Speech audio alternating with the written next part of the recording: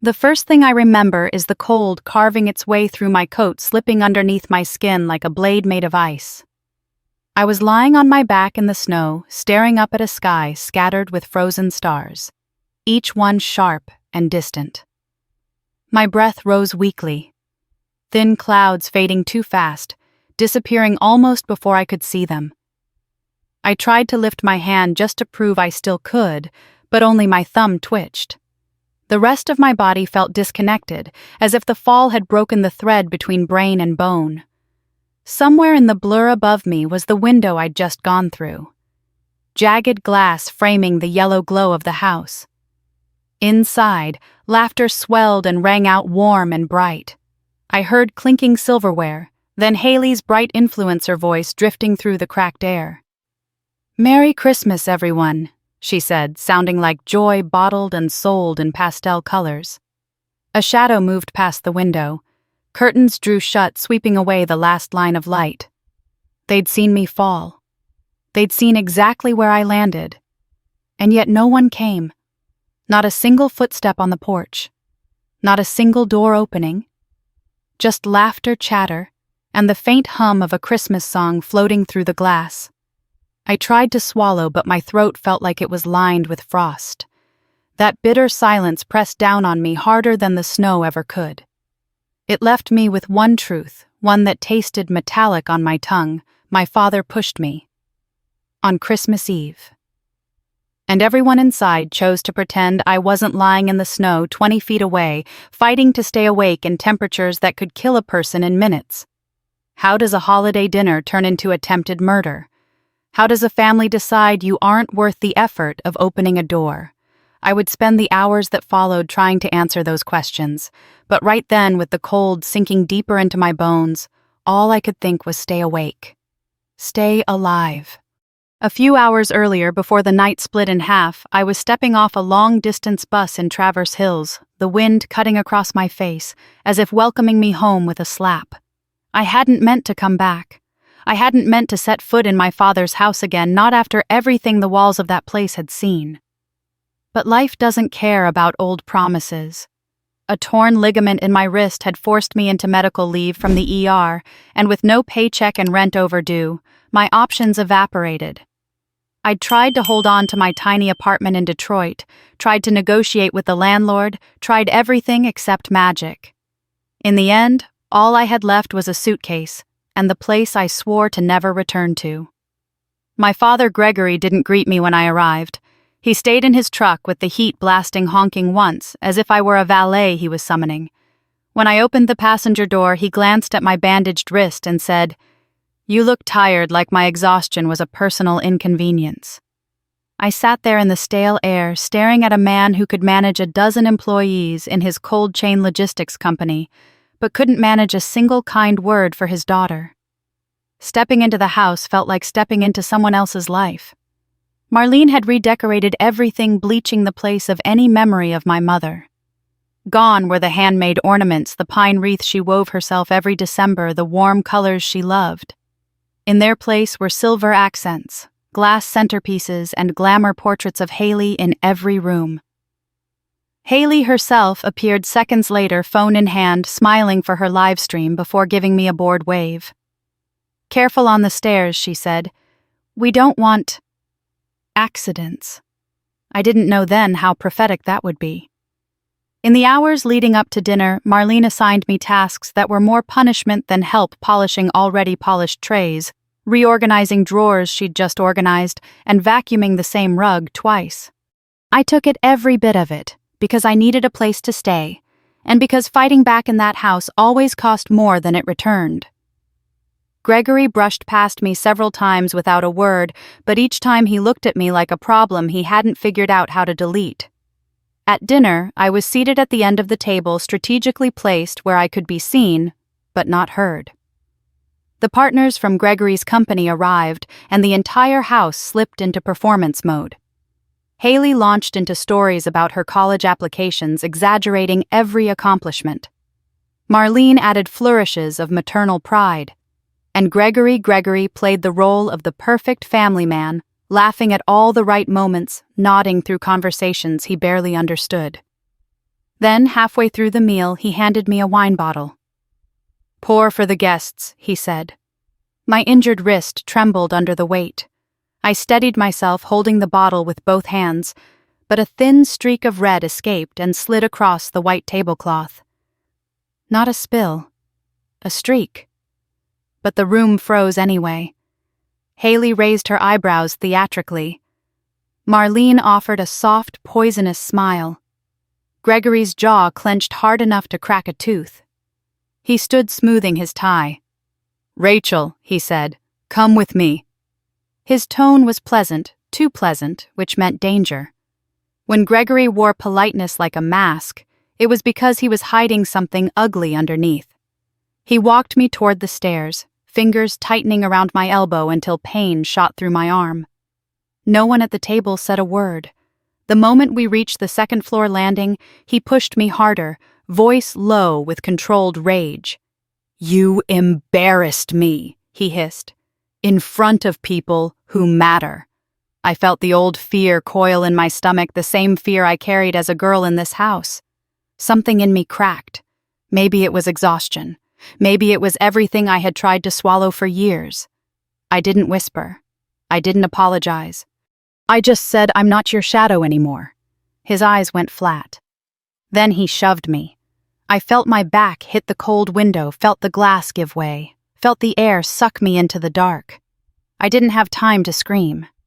And now I was lying in the snow listening to my family laugh. Hitting the ground knocked the world out of me. For a moment, I didn't hear anything. No wind, no voices, no breath. Just a ringing silence that pressed against my skull. Then sensation returned all at once, the shock of ice beneath my back, the stabbing in my ribs, the fire racing up my spine. Snowflakes landed on my face like tiny needles before melting into cold streaks. I tried to inhale, but my chest seized, producing a thin, broken gasp. When I tried to move my legs, only a faint twitch answered me. My right wrist, already injured before the fall, pulsed with a deep, nauseating pain that made my vision blur.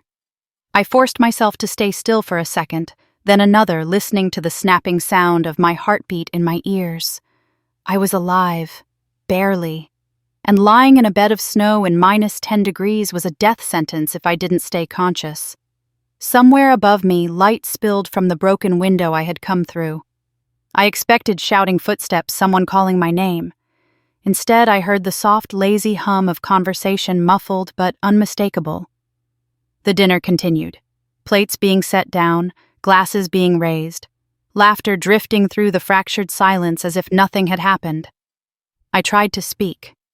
What came out wasn't a word, just a low, raw sound scraped from the back of my throat. The wind carried it away instantly. My instincts as an ER nurse nudged through the panic. Airway clear. Breathing shallow but present. Circulation slow. Sensation fading too fast. Numbness in the legs could be shock or worse, a spinal injury. I touched the snow with my left-hand fingers, barely responding. My right hand didn't respond at all. I wiggled my toes, but I couldn't feel them. I couldn't let myself panic. Panic would waste precious seconds of energy and heat. I needed to focus. A vibration ran through the house above me. Footsteps. I opened my eyes as wide as I could, fighting the heavy pull of the cold. A shadow crossed the broken window. Someone looked out. I could feel it, even if I couldn't see their face clearly. My pulse quickened. Help. Someone must have seen me. But the shadow hesitated only a moment before the curtains slid shut again. The last glow vanished, sealing me out. Something hot and sharp twisted inside my chest. They knew. They knew I was out here. And they chose silence. The cold started moving differently, then deeper, heavier. At first it was a burning ache, but gradually the fire dulled into something distant, almost soft. That was bad. That was the start of stage 1 hypothermia turning into stage 2. I needed to keep myself awake. I tried to push my left elbow into the snow to lift my torso just enough to turn onto my side. Pain shot down my back like lightning. I collapsed flat again, panting, hearing the crunch of snow shift under my weight. I reached for my phone with fingers that felt like thick gloves. It was in my coat pocket, wedged against my hip. I managed to brush the corner of it, but the numbness killed my grip. My thumb twitched helplessly. I tried again harder, but the movement sent a sharp, stabbing pain up my spine. White spots danced in my vision. I let my arm fall. The wind picked up, whipping against my face. Snow drifted across my legs, piling up like a slow white burial. My breaths grew smaller and smaller clouds. I clenched my jaw to keep my teeth from chattering, but the trembling spread through my whole body anyway. That was good. Shivering meant I was still warm enough to fight. Inside the house, the voices grew louder for a moment. Haley laughing into her phone, Marlene telling someone to enjoy the dessert. Then, as if someone had lowered a curtain on cue, the noise died down again. I couldn't tell if that made it better or worse. I couldn't stop imagining Marlene leaning close to Gregory, asking if they should do something, and Gregory telling her to ignore me. I couldn't stop imagining them pretending I'd left on my own. Another gust of wind stung my cheeks. The cold carved against my skin, but then the pain softened. Too soft. The edges of the world blurred. The snow beneath me felt almost warm. A wave of dizziness washed over me, pulling my thoughts like water slipping down a drain. I recited protocols in my head, signs of hypothermia survival steps, anything to anchor myself. "Stay awake," I whispered. "Stay awake." Something moved behind me, a sound faint and metallic. A clink maybe from the woods at the edge of the yard. I told myself it was an animal, but I couldn't turn to check. I tried screaming again, but only a hollow breath came out. It wasn't even sound. It was a wish disappearing into the night. Minutes or seconds, I couldn't tell, slid past. Then the shivering eased. My muscles stopped fighting. That terrified me more than any of the pain. Shivering meant life. Stillness meant shutting down. My fingers no longer stung. They simply weren't there anymore, lost somewhere beneath the ice. I started hearing things then. Bells like from a distant church. Or maybe from inside my mind. A woman's voice, soft and close, whispering my name. My mother's voice. I clung to it even though I knew it was a hallucination. "Stay alive," she said. "Stay with me." I blinked through the blur, trying to focus, trying to answer, but my lips barely moved. Then over the ringing in my ears, I heard it. Tires crunching on frozen gravel. A car. Close. Very close. I tried to lift my head, desperate to see whether it was real. But everything dimmed. The sound grew louder. Headlights sweeping across the far end of the yard. Just one more minute, I thought. One more. The wind scraped over my skin like sandpaper, and for a moment I thought I heard the crunch of approaching footsteps. But the sound faded, turning thin and distant, and something else filled the space instead, a whisper, soft as breath. My name. Not shouted. Not urgent. Just spoken the way my mother used to say it when I woke from nightmares. The hallucination slid over me gently, blurring the present, until the freezing yard dissolved into another winter long ago. One where the cold came only from outside, never from the people inside the house. I was 8 the first time I learned that warmth could vanish. Before that, life had been simple in a way I didn't appreciate until much later. My mother Lisa filled every corner of our home with quiet joy, cinnamon tea on the stove, hand-knit stockings hung too early. Every December, songs hummed under her breath as snowstorms rattled the windows. She liked to say winter didn't bother her because she carried her own warmth. I believed her. I used to curl beside her on the couch, listening to the fire crackle while she told me stories about the stars and how each one had its own memory. Back then, my father was different too, still hard, still strict, but softened by her presence. He liked things orderly and didn't have patience for chaos, but he would melt even briefly when she smiled at him. For a while, that was enough to keep the house balanced. But the year she got sick, the balance cracked. I was 10 when the diagnosis came. My mother tried to hide the pain, the fatigue, the trembling in her hands, but children notice things adults pretend aren't there. My father didn't cope. He hardened. The stricter he became, the more my mother tried to protect me, even when she couldn't protect herself. I remember overhearing her tell someone, maybe her sister, "I'm preparing things for Rachel's future, just in case." I didn't know what that meant then. I understand too well now. By the time I was 14, she was gone. And with her went the last of the softness in our home. Grief didn't break my father. It calcified him. He began enforcing rules with the precision of a drill sergeant. Chores timed. Grades monitored with military attention. Mistakes punished not with words, but with silence. Disappointment, or a cold stare that made me feel like I'd committed a crime. That winter after she died, he made me stand outside on the porch in the freezing air for an hour because I got a B+ on a math test. He didn't yell, he didn't threaten. He simply opened the door, gestured me out, and said, "Think about what you want to be in this family, an asset or a weight." My fingers went numb first, then my toes. I cried quietly so he wouldn't open the door again. When he finally did, his only words were, "Don't make me do that again." I learned then not to cry where he could hear. Everything got worse when Marlene arrived 6 months later, sweeping into the house like she'd been waiting in the wings all along. She smiled brightly, hugged me too hard, and rearranged the living room within 2 weeks of moving in. "New start," she said cheerfully while packing away the last of my mother's belongings. My father didn't stop her. He didn't even slow her down. Soon the whole house smelled like artificial vanilla candles instead of cinnamon and wool. Marlene treated me like a draft she was revising, always adjusting, correcting, reshaping. She would tell neighbors how difficult I could be, how emotional, how uncooperative during the adjustment. She filled the walls with photos of herself and my father, then later with Haley once she arrived. My own childhood pictures disappeared. When I asked where they went, she told me, "You don't need to live in the past." Haley came into the picture like a spotlight. From the moment she learned to walk, my father adored her. She could spill juice on the carpet and he'd laugh. She could break a vase and he'd sigh, "Kids will be kids." Meanwhile, I could breathe wrong and earn a lecture. As she got older, Haley loved the attention, and Marlene fed it with new dresses, cameras, ring lights.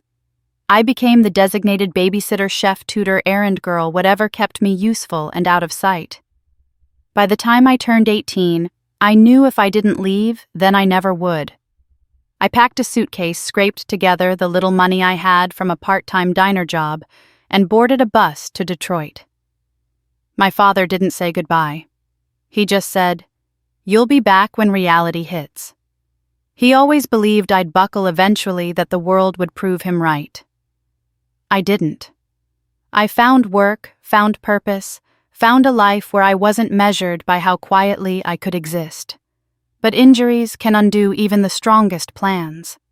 The night I slipped at work and tore the ligament in my wrist, I didn't know it would cost me everything: my job, my apartment, my independence.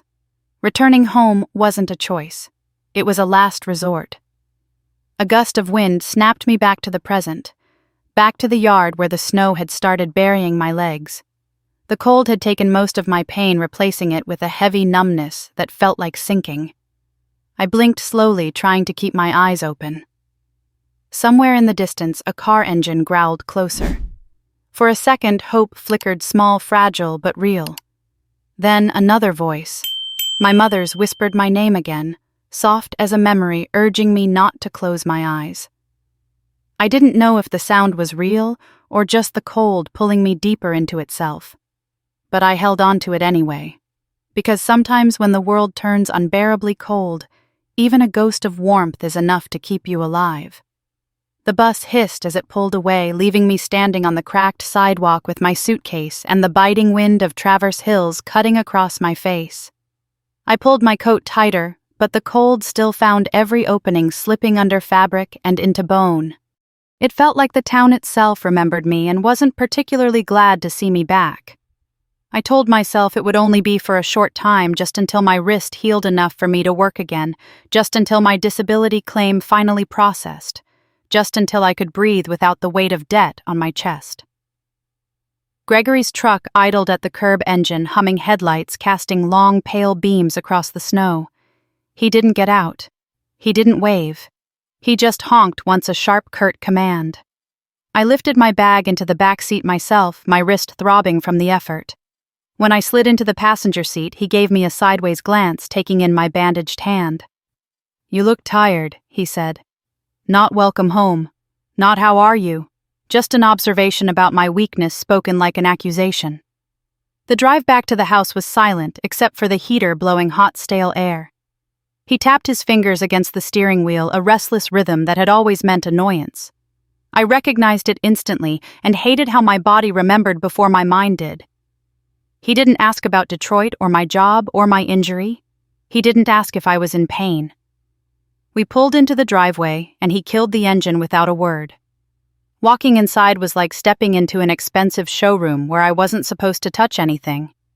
The house I grew up in, warm, cluttered with my mother's books and soft blankets and mismatched mugs, was gone.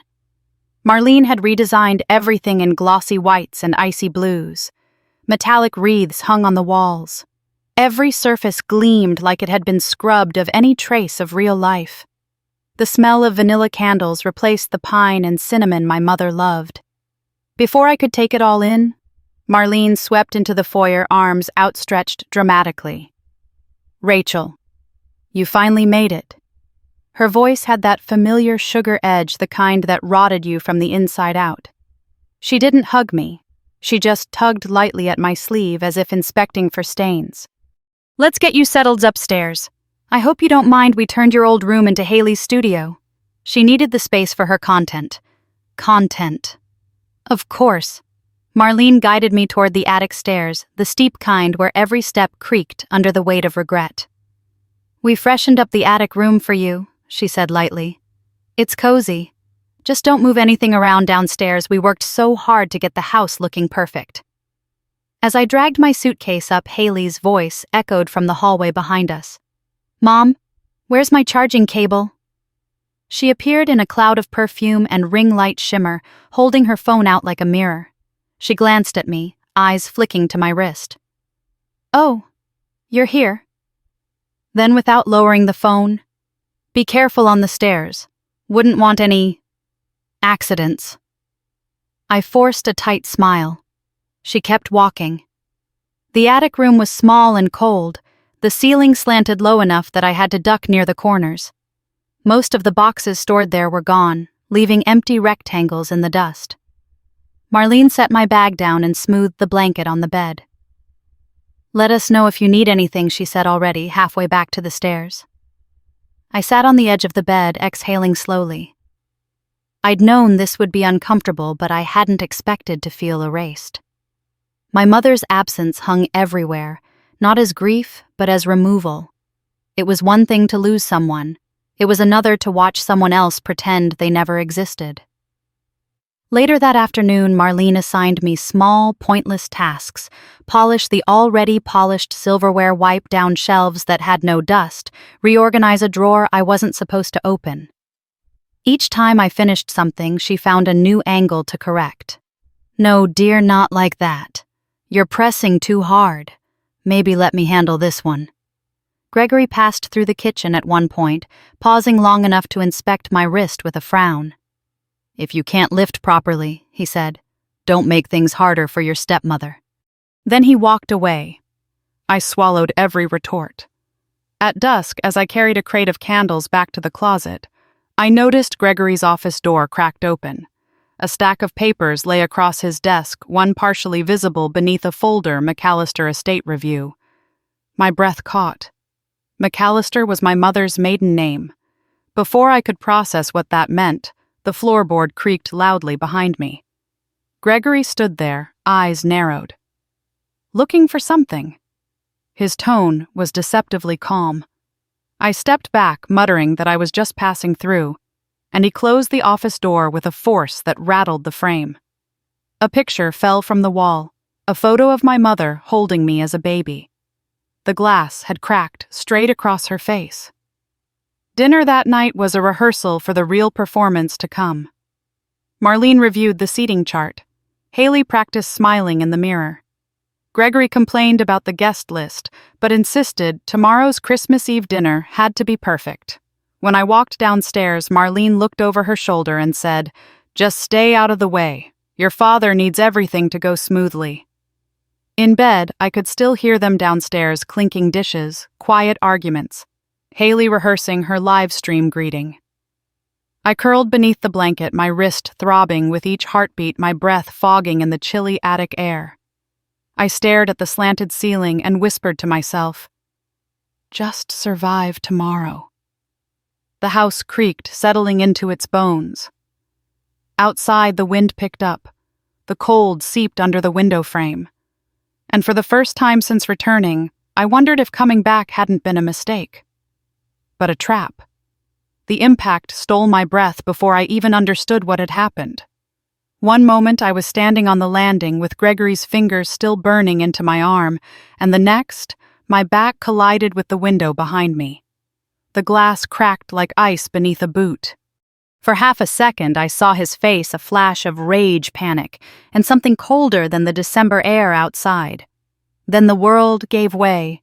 The window exploded outward with a sharp, crystalline shatter. I didn't scream. The fall tore the sound out of me, leaving only a rush of freezing air that punched down my throat like a fist. Snow and sky blurred into the same colorless smear.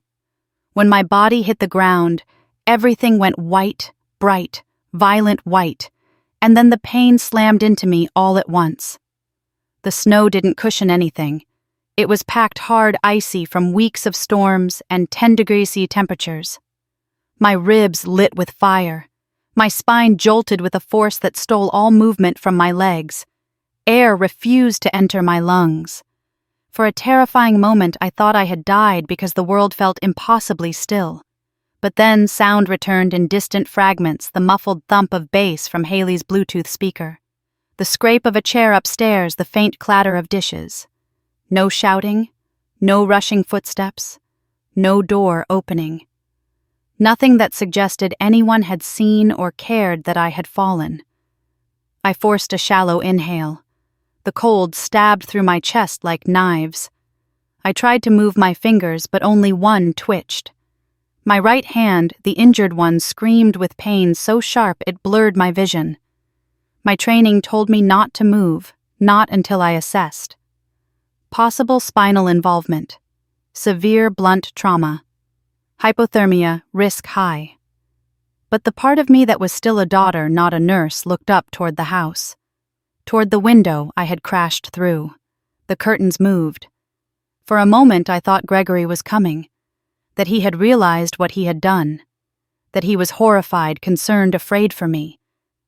But then a shape passed behind the curtain.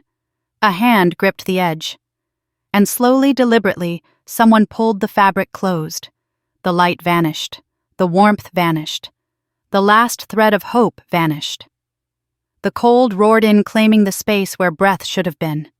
I exhaled a broken sound that barely formed a word. Please. Snowflakes drifted down, landing on my cheeks like tiny burning needles.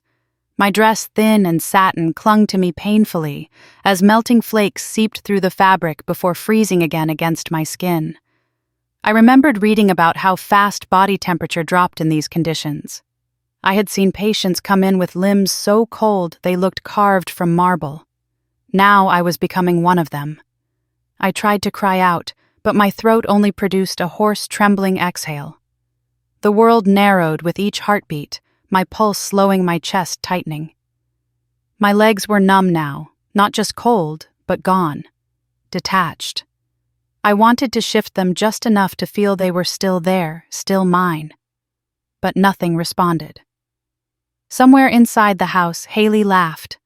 That bright, practiced influencer laugh she put on for her live streams. The sound filtered faintly through the window like a cruel reminder that life was continuing without me.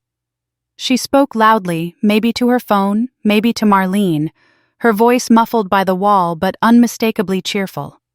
My vision blurred at the edges. The snow around me glowed softly from the house lights above, turning the yard into a pale, indifferent stage.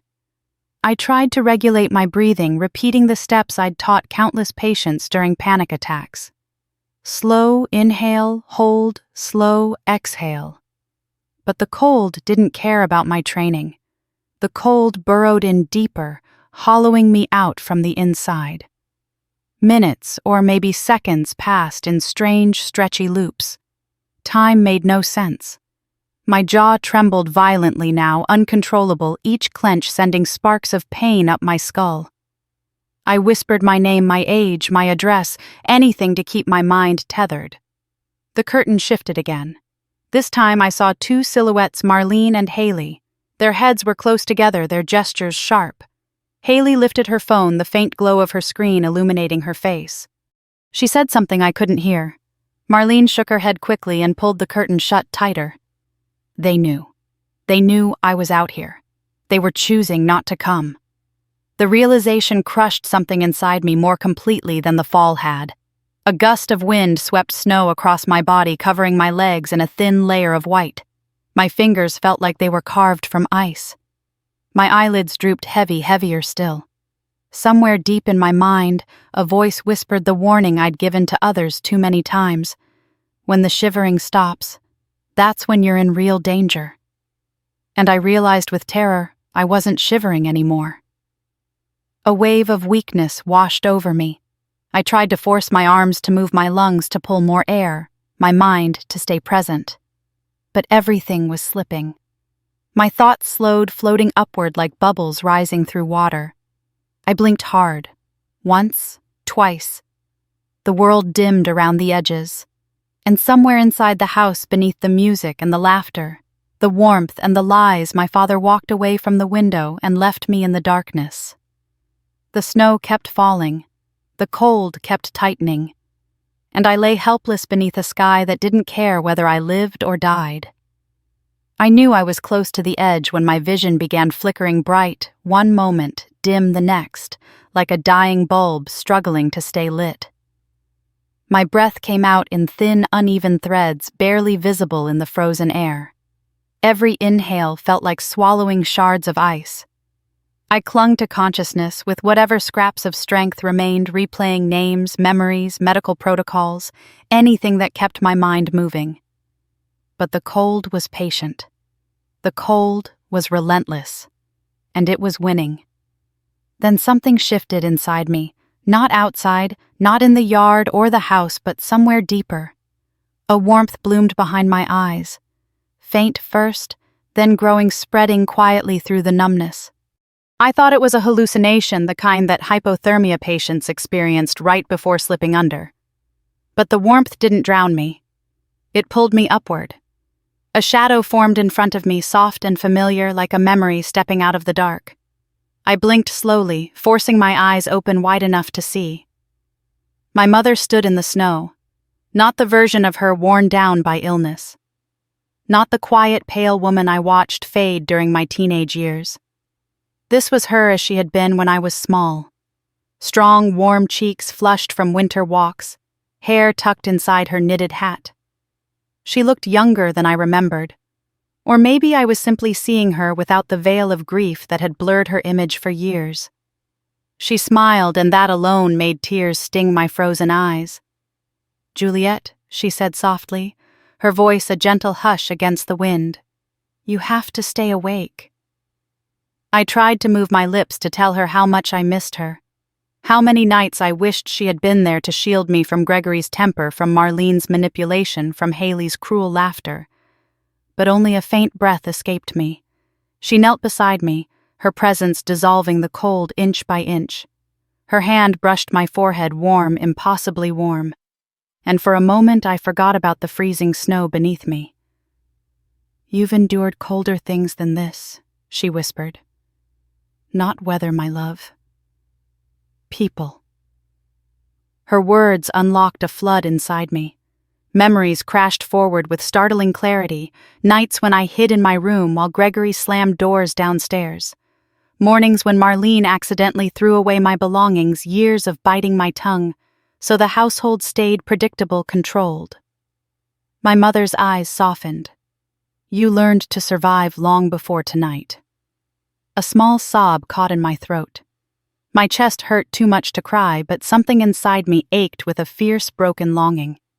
I wanted to tell her I was tired, that I didn't know how much longer I could fight, that the cold felt like it was pulling me out of my own body. But before I could form the thought fully, her expression shifted. Her gaze turned sharper, focused, urgent, alert in a way that made my drifting consciousness snap tight. "Someone is coming," she said gently. "You have to hold on." A gust of wind swept between us, scattering snowflakes across her coat. I blinked, and when my eyes opened again, she was gone. The warmth faded with her. The cold reclaimed the edges of my body, harsh and hungry. For a moment I wondered if I had imagined the entire encounter, if my mind had created her to comfort me as it unraveled. But the heat lingering on my forehead felt too real. The echo of her voice still resonated in my ears. I forced my mind back into focus. My mother's warning wasn't a hallucination. Someone was coming. I listened. At first all I heard was the low groan of wind sweeping across the yard. Then faint but unmistakable the crunch of tires rolling over ice. My pulse stirred.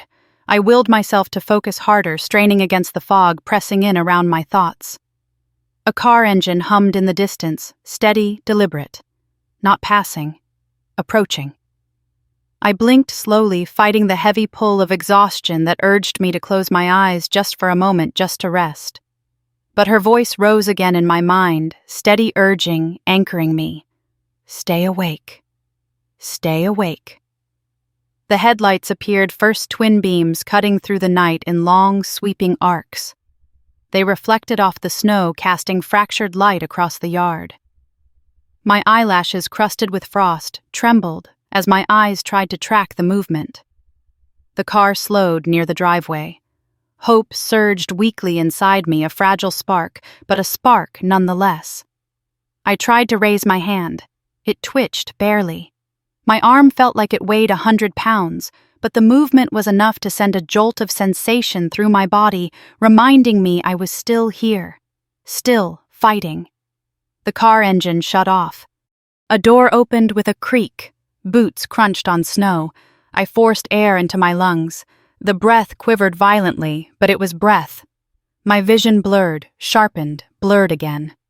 I blinked until shapes emerged, a figure stepping into the yard, head turning as if searching for something, or someone. I tried to speak. A sound emerged, thin as a thread. The figure froze. A gasp cut through the cold. And suddenly someone was running toward me, snow spraying beneath their feet. I couldn't see who it was. My vision swam too wildly, but hands reached me, warm, frantic, trembling. A voice followed, thick with horror, disbelief, and a heartbreak I recognized even through the haze. "Oh God, Juliet, sweetheart. I'm here. I'm right here." The warmth of those hands on my frozen skin broke something open inside me, a dam that had held fear, grief, and hope hostage for too long. I blinked again, trying to see clearly. And as my sight steadied for one fleeting moment, I recognized the face leaning over me, the person my mother had always trusted, the one who had never looked away from the truth. Aunt Rosemary. She had come, and she had found me. Aunt Rosemary's hands moved with the urgency of someone who had already imagined the worst and was praying she hadn't arrived too late. Her breath came out in quick bursts, fogging in the freezing air as she brushed snow from my face and hair. Her fingers trembling every time they touched my skin. "Juliet. Sweetheart, stay with me," she whispered, her voice tight with fear. "You're freezing. Oh God, you're so cold." Her coat rustled as she yanked it off and pressed it over my torso, careful not to jostle my spine. The sudden weight of the fabric felt both painful and miraculous. The warmth wasn't much against the brutal 10°C cold, but it was something. Enough to remind me that life still pulled at me from the edges. I tried to speak, to tell her that I was hurt, that I couldn't feel my legs, that I thought my ribs were broken, but only a weak, cracked exhale escaped me. She leaned close, her cheek brushing mine as she listened for breath. When she heard it thin and shallow, her shoulders sagged with a tremble of relief. "You're alive," she breathed. You're alive." I knew something was wrong. I knew it. Her words drifted through the numbness, soft but sharp enough to anchor me. She reached into her coat pocket, hands shaking, and pulled out her phone. I watched her dial the screen glowing faintly in the dark. She pressed the phone to her ear, her voice rising with desperate clarity. "This is an emergency," she said. "My niece, she's unconscious, severely hypothermic, possible spinal trauma. Send an ambulance to 482 Maple Hollow Road. Please hurry." While she spoke, her free hand never left me, hovering over my shoulder, checking my pulse, adjusting the coat to shield more of my chest. Her voice broke when she added, "She's barely breathing. I don't know how long she's been out here." When she hung up, she leaned closer again, her forehead briefly touching mine. "You're safe now," she whispered. "Help is coming. Just keep breathing. Okay?" I blinked slowly in response, the only movement I could manage. She exhaled a shaky sigh of relief. Then the porch light above flicked on. Rosemary's head snapped upward. The front door creaked open, spilling warm yellow light onto the snow. Gregory stepped into the doorway wearing the same button-up shirt from dinner sleeves, rolled hair slightly mussed. His expression wasn't one of concern, it was one of irritation. Like someone had heard a noise outside and was annoyed it interrupted the evening. His voice carried a false calm that made my stomach twist. "Who's out there?" Sensing the danger before she even turned fully toward him, Rosemary rose halfway, her posture taut and bristling. "Don't you take another step," she warned, her voice steady but deadly cold. Gregory froze on the porch, a flicker of surprise crossing his face. He hadn't expected her. From behind him, Marlene appeared, her robe tied tightly, her makeup still intact from the dinner she'd never paused. Her eyes widened when she saw who stood in the yard, but not because of guilt. Because Rosemary was a witness she hadn't anticipated. "What are you doing out there?" Marlene called, her tone brittle. Rosemary ignored her. Her full attention was trained on Gregory. "You knew she was out here," she said, voice trembling with fury. "You watched her fall. You closed the curtains." Gregory's jaw tightened. "This is all a misunderstanding." "A misunderstanding?" Rosemary snapped. "She's half dead in your yard." He took one step forward and Rosemary's voice dropped into a warning that could split granite. "I said stay where you are." Something in her tone made him stop. She looked at him the way only someone who had known him for 25 years could. Someone who had seen the anger he hid behind politeness. Someone who had warned my mother once long ago that his temper would destroy something precious. "You don't get to come near her," she said, every word shaking with truth. "Not tonight, not ever again." He opened his mouth to argue, but that was when we heard it. The distant wail of sirens, growing louder, closer. They cut through the icy night, slicing across the yard like a promise of justice. Rosemary turned her head just enough to see the flashing lights crest the hill. Relief washed over her face. Gregory's expression shifted, his jaw-clenched hands curling into fists at his sides. Not with fear for me, with fear of consequences. I felt Rosemary's hand return to my shoulder, grounding me again. "They're here, sweetheart," she said softly. "Hold on." 2 paramedic trucks and a police cruiser pulled into the driveway. Doors flew open, boots hit snow. Radios crackled. Flashlights swept across the yard until they landed on us. Rosemary raised her arm. "Over here." "She's not responsive." Within seconds, paramedics were kneeling around me, assessing vitals, stabilizing my neck, wrapping me in thermal blankets and preparing the backboard. Their voices cut through the fog, quick and focused. Gregory hovered on the porch, frozen in place as an officer approached him with sharp questions. He kept glancing between the shattered window above and my motionless body below, trapped in a truth he could no longer control or bury. As the paramedics lifted me, Rosemary held onto my hand until the last possible moment, her voice following me into the bright lights of the ambulance. "You're not alone, Juliet. I'm right behind you. I'm not letting them bury this." I felt a tear slip down my cheek, warm against my freezing skin. For the first time that night, it wasn't from fear. It was from being found. The ambulance lights painted the night in frantic reds and blues as the doors slammed shut behind me. Warm air blasted from vents overhead, but it felt like a distant thing, barely strong enough to thaw the frost still clinging to my eyelashes.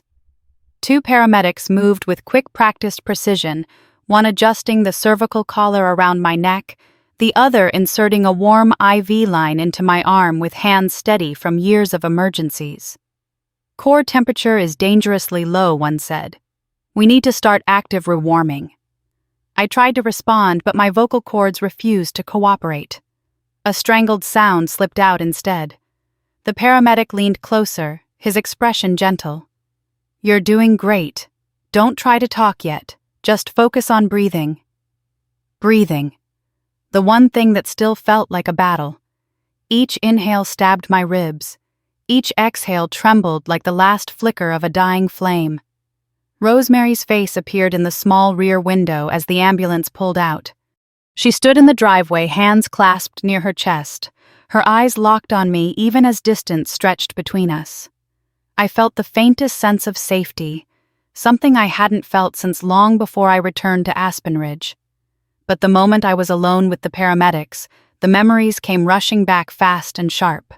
The fall, the window shattering around me, Gregory's silhouette above watching, Marlene and Haley ignoring me, choosing silence over humanity, the cold swallowing me whole, my mother's voice, Rosemary's arrival.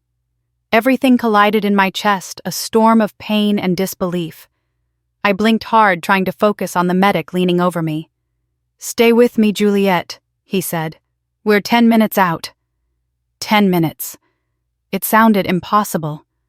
My body already felt suspended in something too heavy, too slow. The ambulance hit a bump, jolting pain through my spine. A gasp escaped me, weak but audible.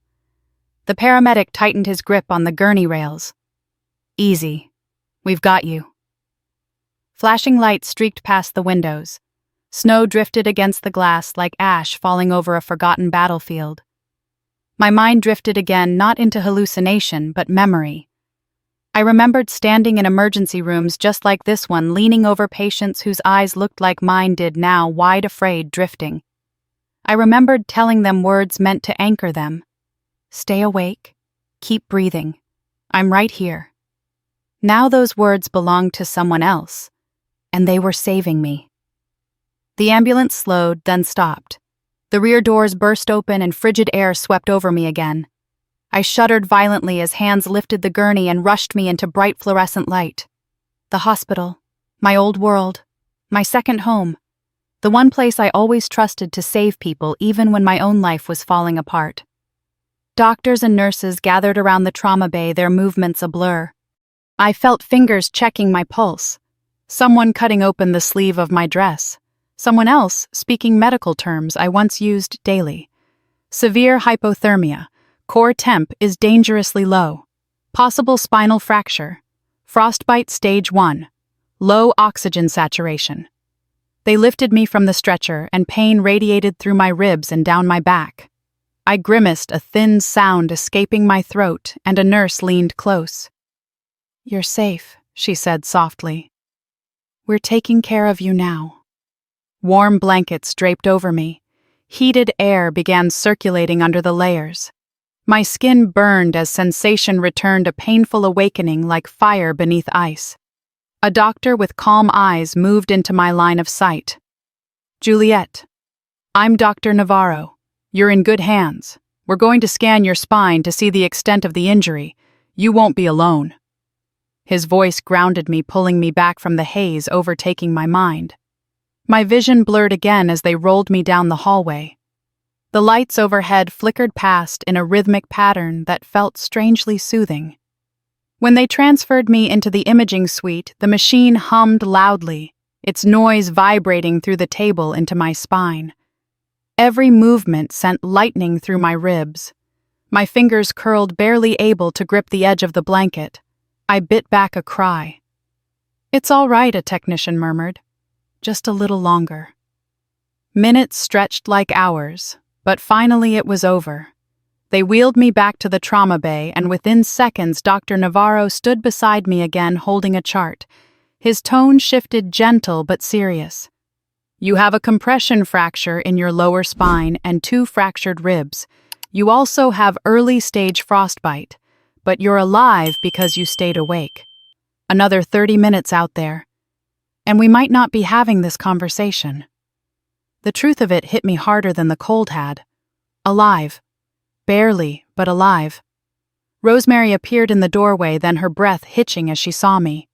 She hurried forward, her trembling hand brushing my forehead.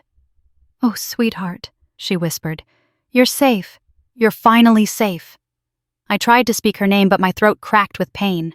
She squeezed my hand anyway, filling in the silence with her presence. Behind her, a police officer stepped forward, his notebook ready. His gaze was calm but sharp. "Miss Hale," he said, "we need to ask you a few questions about what happened tonight." My entire body stiffened. The cold I had escaped seemed to crawl back into my bones. He saw it, the fear, the hesitation, and softened his voice. "You're not in trouble, but the sooner we know the truth, the sooner we can protect you." I closed my eyes briefly, picturing the window, the curtain closing, the darkness swallowing me. When I opened them again, the officer waited patiently. "Did you fall?" he asked, "or did someone push you?" The air in the room went still. Rosemary gripped my hand tighter. My throat tightened. My lips parted. For the first time since the fall, I felt my voice return, not strong, not steady, but alive. I blinked. Twice. The officer's question lingered in the air like a blade suspended by a thread. My throat felt too tight to speak, and the oxygen mask muffled what little strength I had. But the truth pulsed inside me, loud and urgent. I blinked twice, slow, deliberate. Yes, I was pushed. The officer nodded, his expression sharpening with purpose as he scribbled in his notebook. "Was it your father, Gregory Hale?" he asked. 2 blinks again. A soft gasp escaped Rosemary, but she didn't interrupt. She stood anchored beside me, one hand gripping the railing of my bed, the other still holding mine. The officer's jaw tightened, and he closed his notebook with a careful snap. "Thank you," he said. "That's all you need to do for now." When he stepped back, a second officer entered, a woman with steady eyes and a gentle voice. She addressed Rosemary first. "We have officers at the house right now. When we arrived, Mr. Hale wasn't there." My heart lurched painfully. "He left," Rosemary asked, voice cracking. "When?" "Within the last hour, according to his wife." The officer's expression stiffened. "We will find him, but we need as much as we can from the scene." Rosemary's face hardened. "I'll help. Whatever you need." The officers nodded and slipped out quietly, leaving the room filled with a fragile stillness. Rosemary sank into the chair beside me, her shoulders falling under the weight of everything she had held together. When she finally spoke, her voice trembled. "I should have come sooner. I should have followed my instincts. I wanted to tell her she saved my life. I wanted to tell her she arrived exactly when I needed her. But my voice was too weak, so I squeezed her fingers instead, a tiny movement, but enough to make her eyes fill with tears." Before she could speak again, Dr. Navarro returned carrying a printed report and wearing a look that said he had something important to share. "We completed the scans and the full trauma assessment," he said gently. "Juliet, I want you to know how close this was. Hypothermia this severe. We almost lost you." His words sliced through me, not cruelly, but with a weight that was almost unbearable. Rosemary covered her mouth, her breath hitching. Dr. Navarro continued flipping the report around so Rosemary could see. "The spinal compression fracture is stable. We'll manage it with a brace and physical therapy. The rib fractures will heal, but the frostbite, the strain on your heart. You were minutes away from cardiac arrest." A tremor ran through me. Minutes. My life had balanced on the edge of something invisible, and the margin had been razor thin. Rosemary lowered her head, her shoulders shaking. Dr. Navarro rested a hand on the bed railing. "You're strong," he said softly.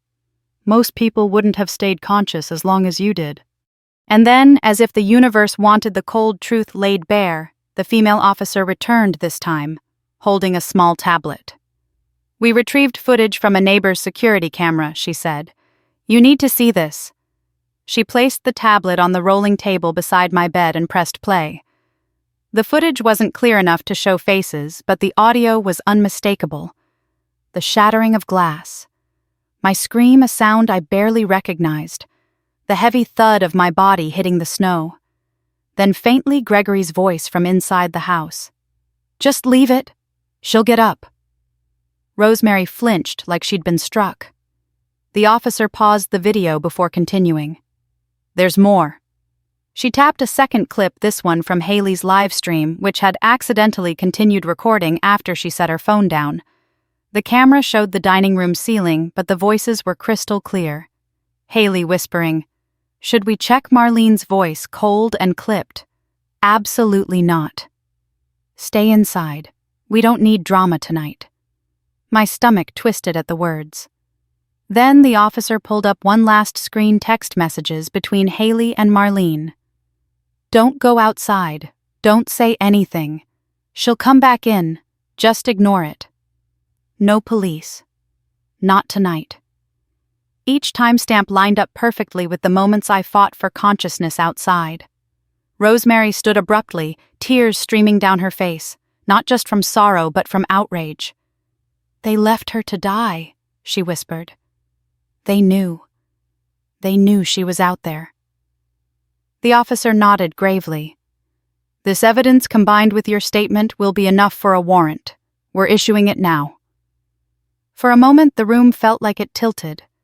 Not from the injuries, not from the cold, but from the realization that the truth was finally louder than their lies.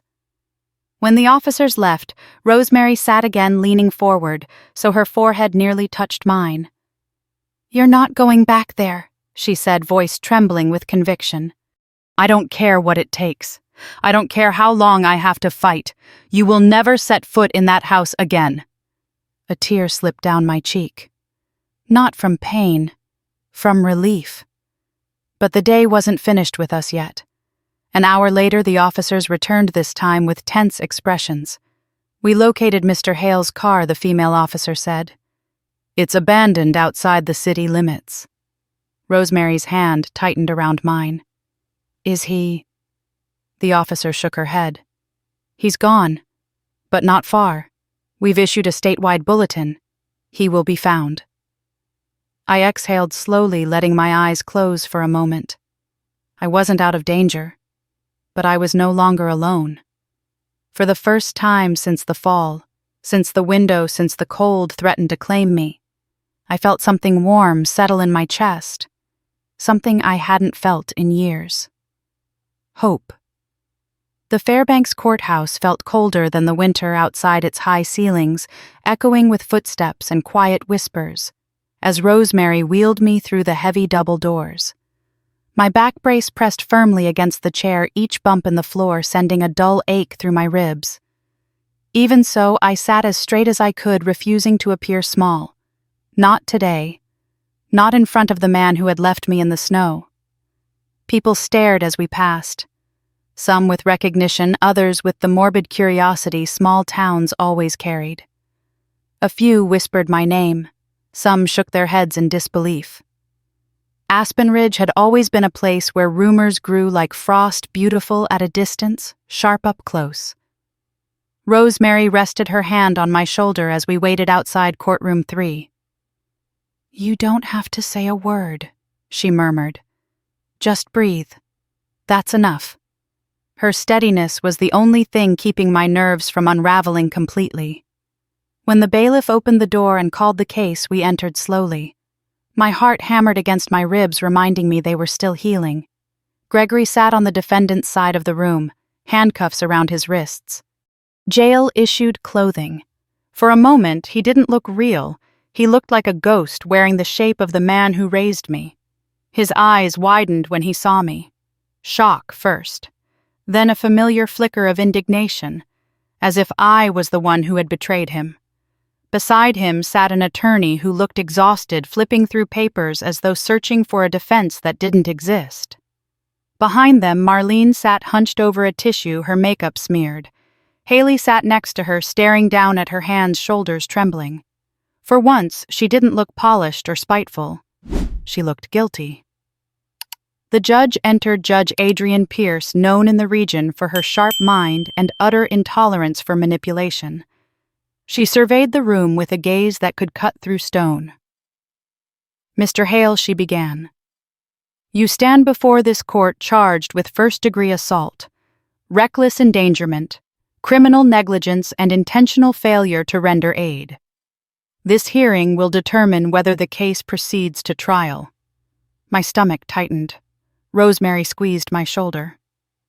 The prosecutor began her opening, laying out the key points. The fall, the evidence, the live stream, the text messages, the neighbors recording my injuries. She spoke with clear, unwavering precision.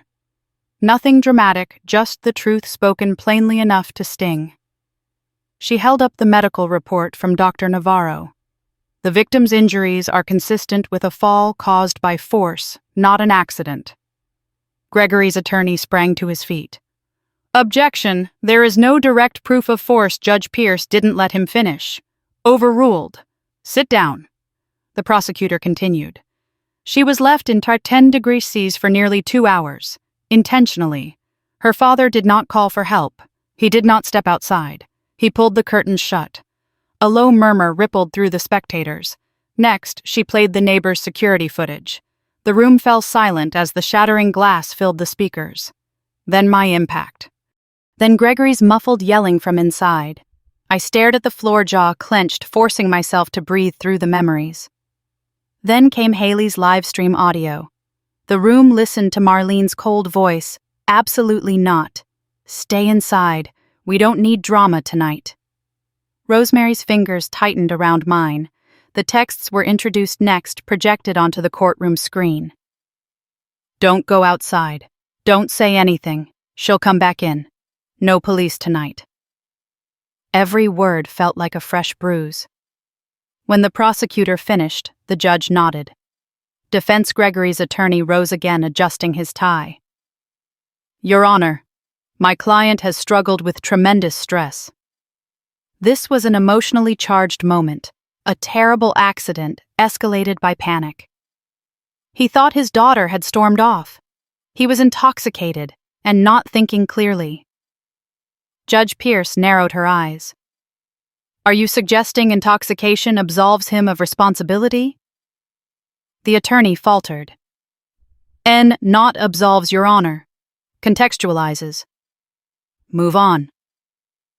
Gregory stood abruptly. "I didn't push her," he said, voice quivering with false sincerity. "She slipped. She slipped because she's always been emotional fragile. She overreacted and now she's turning the whole town against me. I loved her. I took care of her." Rosemary inhaled sharply. I lifted my head slowly, forcing myself to meet his eyes. His expression twisted with anger, not at what he'd done, but at the fact that I had survived to tell it. The prosecutor stepped forward. "Mr. Hale, did you pull the curtains closed after she fell?" Gregory hesitated. The room stilled. That doesn't prove anything. It proves you knew she was outside." "I thought she'd get back up," he snapped. The judge slammed her gavel once. "Mr. Hale, enough." The prosecutor turned to the judge. "Your Honor, we call Rosemary Hale to the stand."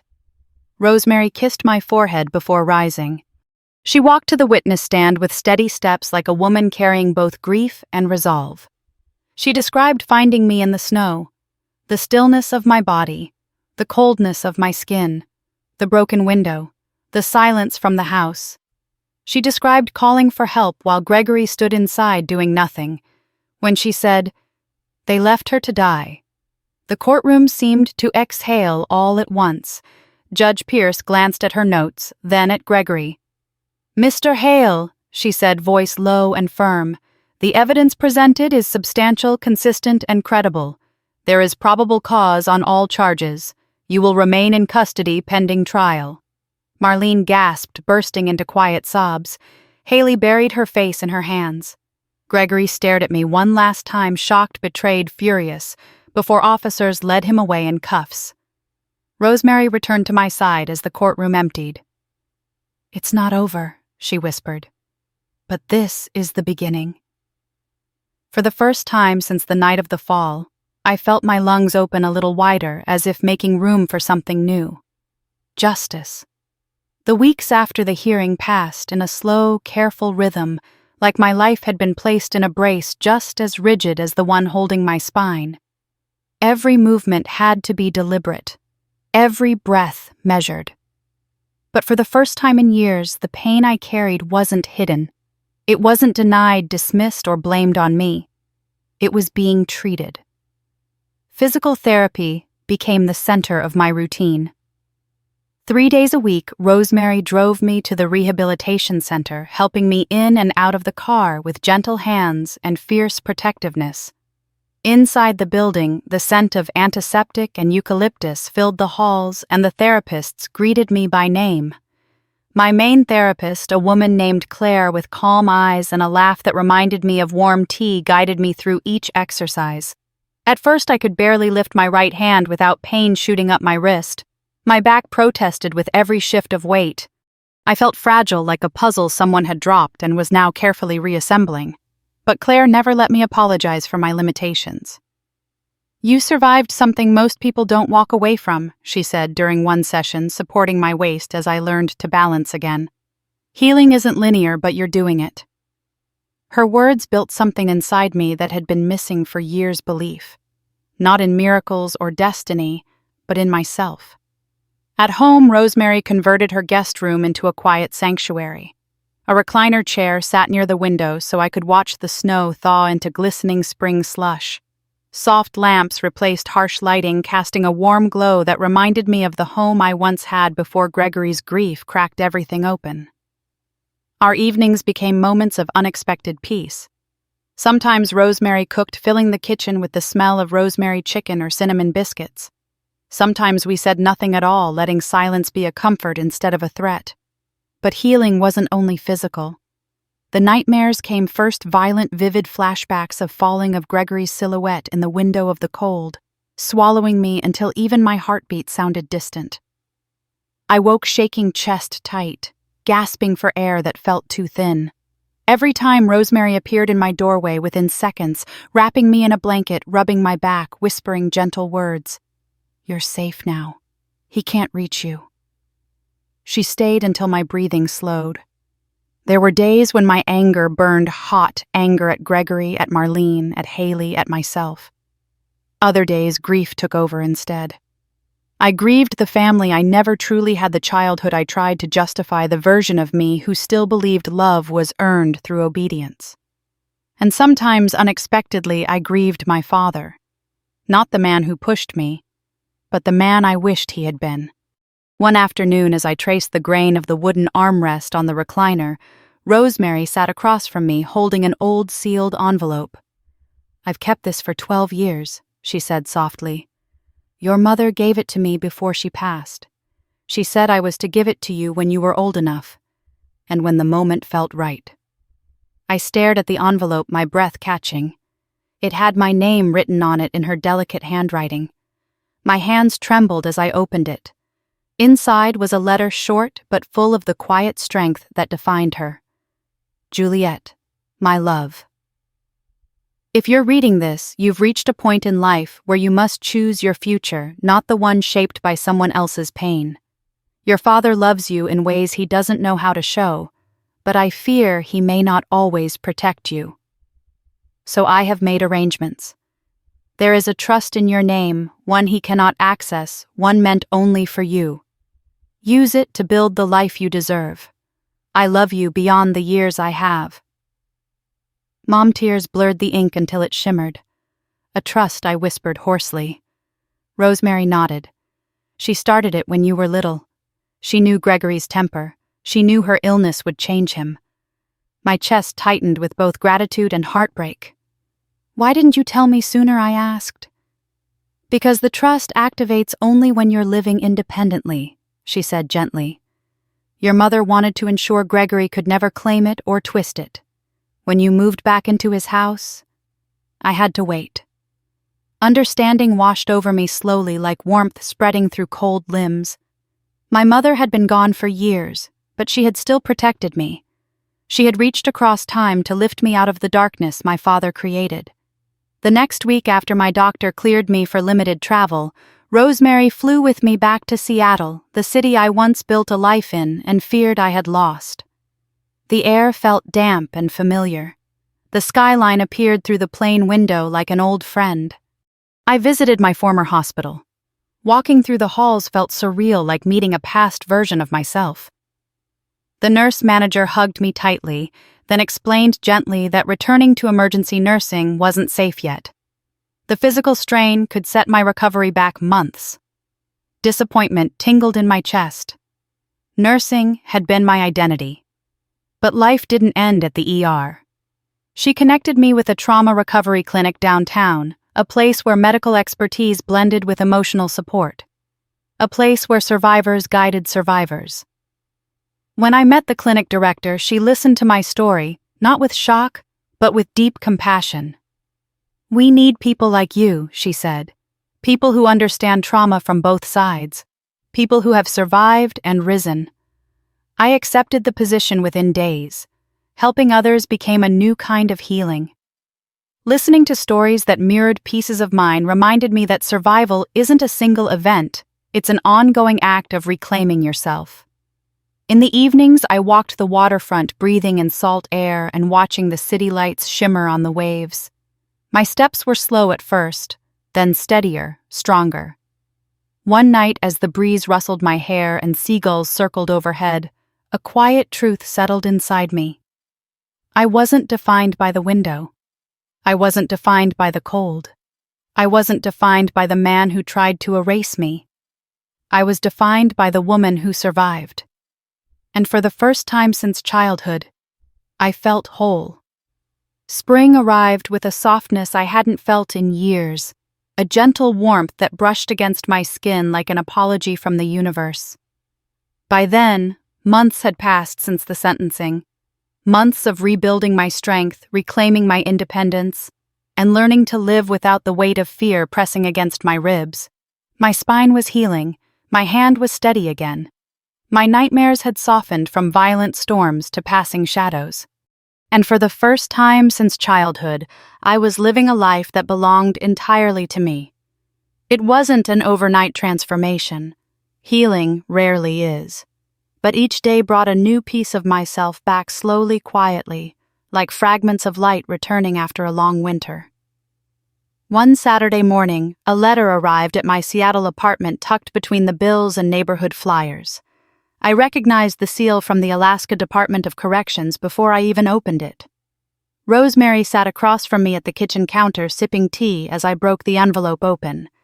Inside was a notice informing me of my rights updates on inmate movements, appeal hearings, release notifications. All optional, all for my safety. I ran my thumb along the edge of the paper and exhaled a long, steady breath. "He can't reach you," Rosemary said. "Not anymore." And for the first time, I believed her. Later that day, I drove alone to the waterfront. The sky was clear streaks of gold stretching across the horizon. Seagulls circled lazily above the docks, and the sound of the waves against the wooden planks was steady and calm. I walked slowly, letting the cool breeze wrap around me, letting the world feel peaceful again. Yet deep inside, something tugged, a quiet urge to close the last open door of my past. So I flew back to Aspen Ridge one final time. I didn't tell Gregory. I didn't tell Marlene or Haley. I went only for myself. When I drove up the familiar road, the town felt different. Smaller. Quiet. Like a place I used to know rather than a place that had shaped me. The Hale house stood just as I remembered, dark wood-trimmed shutters, the big spruce tree leaning toward the porch. But it no longer felt like home. It felt like a museum of someone else's memories. I stepped out of the car slowly. The air still held winter's bite, even in April, a reminder of the night that changed everything. I walked toward the side yard, my boots crunching against cold earth. The new window they had installed gleamed, untouched by memory. but I knew exactly where I had landed. I knew the shape of the snow that once held my body. Standing beneath that spot, I closed my eyes and let the full weight of it return, not the fear, not the cold, but the truth. I survived. I wasn't the broken woman they tried to make me. I wasn't the burden they whispered about. And I wasn't the shadow my father spent years trying to control. My life no longer bent around his anger. When I stepped away from the house, it felt like stepping out of a cage I hadn't realized I'd locked from the inside. My next stop was the cemetery. The hillside was still dusted in frost, and the breeze carried the scent of pine and melting snow. I found my mother's grave easily tucked between two birch trees. Kneeling carefully, I brushed away the thin layer of ice that had settled along the edges of her stone. "Hi, Mom," I whispered. "I'm okay now." I told her everything in the quiet space that only loved ones can hear: the fall, the cold, Rosemary finding me the truth finally coming out, and the trust she left me that helped rebuild my life in ways I had never expected. I told her about my work at the trauma recovery clinic, how helping others made me feel like stitching new pieces of my heart together.